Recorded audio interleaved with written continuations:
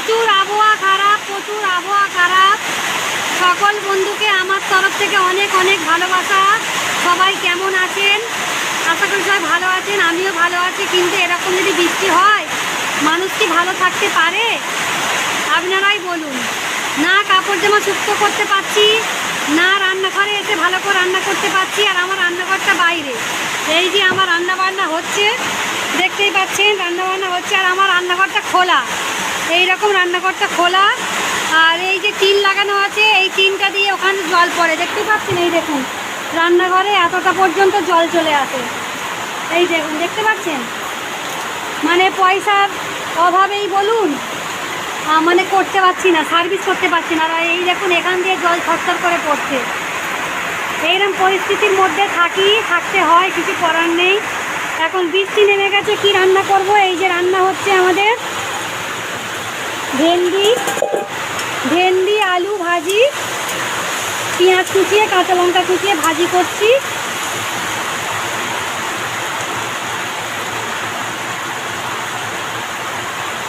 দেখতেই পাচ্ছি অনেক লাইটটা কম। আর এইদিকে বানিয়েছি ডিমের তরকারি, আর এইদিকে বানাবো পুঁই শাক দিয়ে, কুমড়ো দিয়ে, আলু দিয়ে, পেঁয়াজ কুচিয়ে এটা একটা তরকারি মতো করব। তো চলুন ততক্ষণ রান্না করে নিই। আর এই রান্নাগুলো তো আপনারা সবাই জানেন, শেখানোর কোনো দরকার নেই। তো সেই জন্য দেখিয়ে দিলাম। আর এদিকে ভাত হয়ে গেছে, আমের চাটনি আছে। তো আজকে আমাদের দুপুরবেলা এইটুকুই খাওয়া দাওয়া হবে। রান্নাটা সেরে নিই, অনেকটা বেলা হয়েছে। আর তো টাটা, বাই বাই। ততক্ষণ দেখি আপনাদের জন্য আর কি নিয়ে আসতে পারি। সন্ধে হয়ে এসছে, প্রায় সন্ধ্যা দেবো। এখনও সন্ধ্যা বাতি সাজানো হয়নি। এই যে ঠাকুরের দরজা খুলে রেখেছি, মোছামুছি করে দিয়েছি। এদিকে প্রদীপ মাজা হয়ে গেছে, ওদিকে আসন পেতে রেখেছি। এবার প্রদীপটা সাজাবো, তারপরে সন্ধ্যা দেবো। আর আবহাওয়াটা দেখুন অনেকটা ঠিক হয়েছে মোটামুটি। এখনও কিন্তু অন্ধকার, দেখুন এখনও অন্ধকার। ছাদে এখনও জামা কাপড় আছে, ছাদে জামা কাপড়গুলো তুলবো। আর একটা কথা বন্ধুরা, মানে আমার মাসির বাড়িতে অনেক রকম পিঠা হয়েছিল। তো সেই পিঠার কিছু ভিডিও আমাকে শেয়ার করেছিল। তো সেই পিঠাগুলো ভাবলাম যে বন্ধুদেরকে শেয়ার করি। এক এক জায়গায় এক এক রকম পিঠা হয়। তো কীরকমভাবে পিঠাগুলো বানিয়েছে সেগুলো দেখুন, আশা করি ভালো লাগবে। চলুন, যদি ভালো লাগে অবশ্যই লাইক কমেন্ট করে দেবেন। আর যে সকল বন্ধুরা আমাকে এখনও পর্যন্ত বন্ধু করেননি, প্লিজ ঝটপট করে বন্ধু করে নেবেন। পাশে থাকা বেল বাটনটা অবশ্যই প্রেস করে দেবেন, যাতে নতুন নতুন ভিডিও যখনই আপলোড করব তখনই আপনাদের কাছে পৌঁছে যাবে। তো চলুন ভিডিওটা আপনাদেরকে শেয়ার করি। গাইস, দেবাঞ্জনার বাবা এই যে আমার যে বাইরে যে কলটা আছে, ওই কলটার কাছ থেকে পেঁপেটা পেড়েছে। দেখতেই পাচ্ছেন সাইজটা। ওজন তো কত হবে জানি না, তবে মোটামুটি ভারী আছে। তো এটা আমাকে কাটতে বলছে, এটা আমি এখন কাটবো। কাটার পর দেখব জিনিসটা কি। তো চলুন আমি কেটে নিই।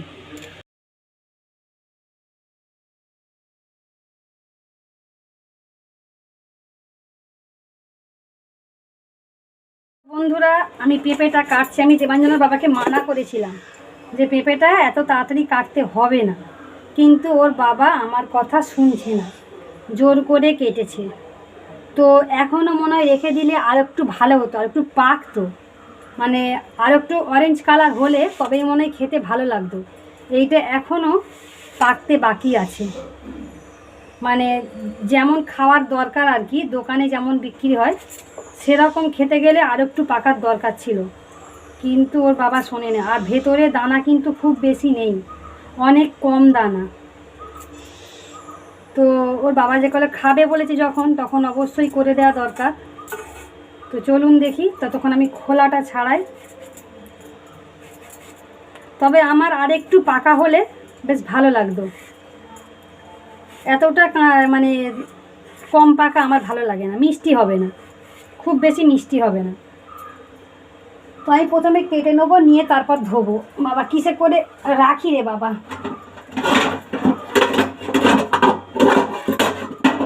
একটাও তো বাসন পাচ্ছি না এখানে, আপাতত এইটা পেয়েছি, এইটার উপরে রাখছি।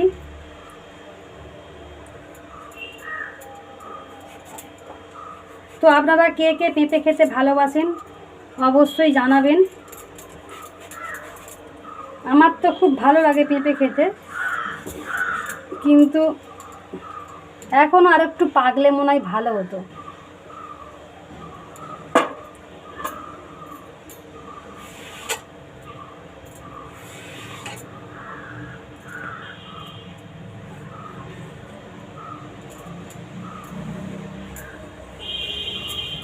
ওর বাবার এখন খেতে ইচ্ছা করেছে, সেই জন্য আমি কেটে দিচ্ছি।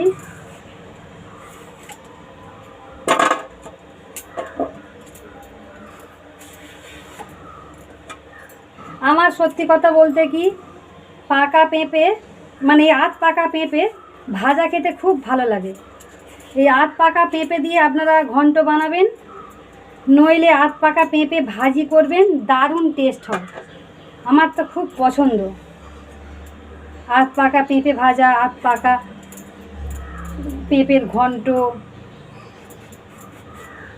খুব টেস্টি হয়, মিষ্টি মিষ্টি লাগে তো সেই জন্য। তো চলুন ততক্ষণ কেটে নিই, আবার পরে আসছি।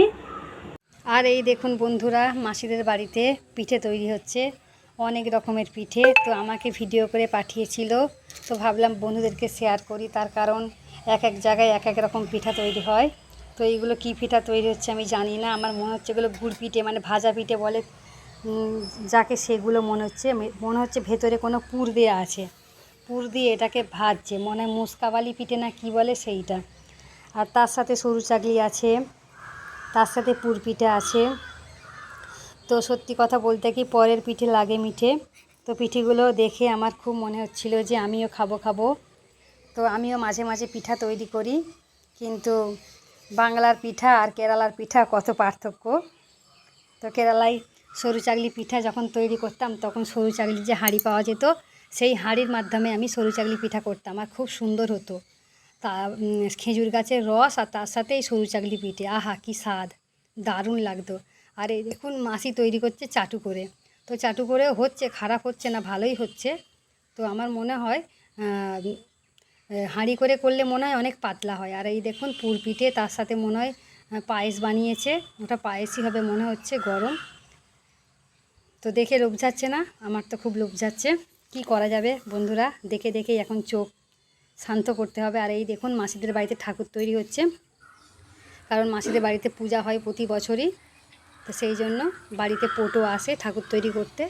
তো দেখুন কি সুন্দর একটা প্রথমে স্ট্রাকচার তৈরি করেছে খড় দিয়ে, তার উপর কাদা দিয়ে গাটা করছে, মানে শরীরটা বানাচ্ছে। তো কত খাটুনি এইসব করতে গেলে। তো আমার উপরে হাইট বাড়লে করতে অসুবিধা করতে নেই, একদম সম্পূর্ণ হয়ে যাবে। তো সম্পূর্ণটা আমি দেখাবো কী রকম গেট আপটা হয়েছে ঠাকুরের। তো আমার তো খুবই পছন্দ হয়েছে ঠাকুরটা, সব কিছু মাটি দিয়ে তৈরি করেছে, শাড়ি থেকে গয়নাগাটি থেকে সব কিছু মাটির তৈরি, দারুণ লাগছে কিন্তু। আর এই দেখুন এসে গেছে ঠাকুর, জয় মা কালী, মা রক্ষে করো মা। এই যে মানে কালার করছে, শেয়ালের কালার তৈরি হচ্ছে, দেখুন কত সুন্দর। তো হাতের জাদু আছে বলতে হবে, এত সুন্দর ঠাকুর তৈরি করছে, দেখার মতো। মা মাগো সবাইকে রক্ষে করো, একটু মুখ তুলে তাকাও মা। আর দেখুন ঠাকুর মশাই এসেছে পূজা করার জন্য। প্রথমে এই যে ঠাকুরটাকে সাজানো হচ্ছে, আর একটা অন্য ঠাকুরকে আমি একটু বলতে ভুল করেছি। তো শিব ঠাকুরের পাশে একটা মনে হচ্ছে কী ঠাকুর হতে পারে, লক্ষ্মী ঠাকুর না অন্নপূর্ণা, বুঝতে পারছি না। সেই ঠাকুরের মুকুটটা ঠিক করছে আর চুলটা ঠিক করছে, খারাপ হয়ে গেছিলো মনে হচ্ছে, সেই জন্য আবার নতুন করে তৈরি করছে। অনেকটা দূর থেকে ক্যামেরা হয়েছে, যার জন্য বুঝতে পারছি না যে শিব ঠাকুরের পাশে কি আছে। হর হর মহাদেব। আর এই দেখুন ঠাকুর মশাই পূজা করছে। ওম শরীব্য শক্তিভ্যো নমঃ, ওম অব্যক্তায় কিলোকায় নমঃ, ওম অং কং খং গং গং ওয়াং আং অঙ্গুষ্টাভ্যাং নমঃ, ওম ইং চং চং জং জং ইয়ং ইং তর্জনীভ্যাং স্বাহা, ওম মুং টং টং টং টং নং, ওম মধ্যম্যাং ভৌষট, ওম এং তং তং তং তং নং, ওইং অনামিকাভ্যাং ওম, ওম পং পং পং পং মং ওম, অনিষ্টাভ্যাং ভৌষট, ওম অং জং রং লং বং সং সং, অং লং কং অ করতল বিষ্টাভ্যাং অস্ত্রায় পট ওং অং কং খং গং গং ওয়াং আং হৃদয় নমঃ ওং ইং চং চং জং জং ইয়ং ইং শিরসে স্বাহা ওং উং টং টং ডং ডং নং উং শিকায় ভূষট ওং ইং তং তং দং দং নং উইং কবচায় হুং ওং বং বং বং বং বং ওং নেত্রত্রয় ভূষট ওং অং জং রং লং বং সং সং হং লং কং অক্রদল বিষ্টাভ্যাং অস্ত্রায় পট ষোড়শারে দ্বিদশ দশ দলে দ্বাদশার্ধে চতুষ্কে বসন্তে বাল মধ্যে ডপ কঠ সহিতে কণ্ঠদেশে শরণং অক্ষং তত্তৎ ওম পুষ্পে পুষ্পে মহাপুষ্পে সুপুষ্পে পুষ্পসম্ভবে পুষ্পোজাবকে নিজং অস্ত্রায় পট ঐং রং অস্ত্রায় ওম